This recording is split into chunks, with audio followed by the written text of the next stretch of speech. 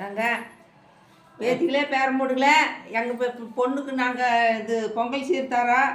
தேங்காய் பழம், apple, orange, காசு 500 முந்திரி, திரேச்சி, சர்க்கரை, தேங்காய், வாழைப்பழம் எல்லாமே பொங்கலுக்கு பிள்ளைக்கு அம்பளுக்கு அது பொங்கலுக்கு வாழ்த்துக்கள் தரணும். பொங்கலுக்கு எல்லாமே கொடுக்குறோம். நீங்களும் அப்படியே அதை எடுத்து சார் நீங்களும் எங்கள் பொண்ணுங்களுக்கு இப்படி கொடுத்தா நல்லாயிருக்கு. இது செஞ்சிய பொண்ணுங்க எத்தனை இருந்தாலும் இந்த பொங்கலுக்கு தை பொங்கலுக்கு தாய் இருக்கிறத கொடுத்தாங்களுமே அவங்களுக்கு சந்தோஷம் நிம்மதியாக இருக்குது.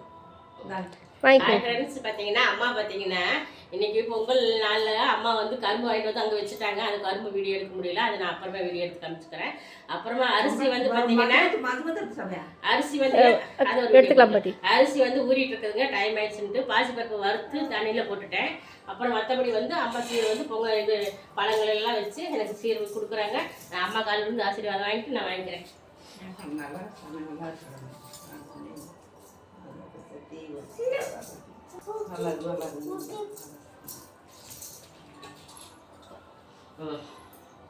சரிங்க, அதே மாதிரி நீங்களும் அம்மா காலில் இருந்து ஆசீர்வாதம் வாங்கிட்டு போய் இப்போ பொங்கல் ஆரம்பிக்கலாங்களா?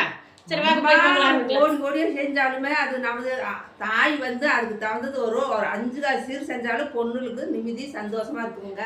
நன்றி, வணக்கம். நீங்களும் அப்படி செய்யுங்க, நல்லா இருப்பீங்க.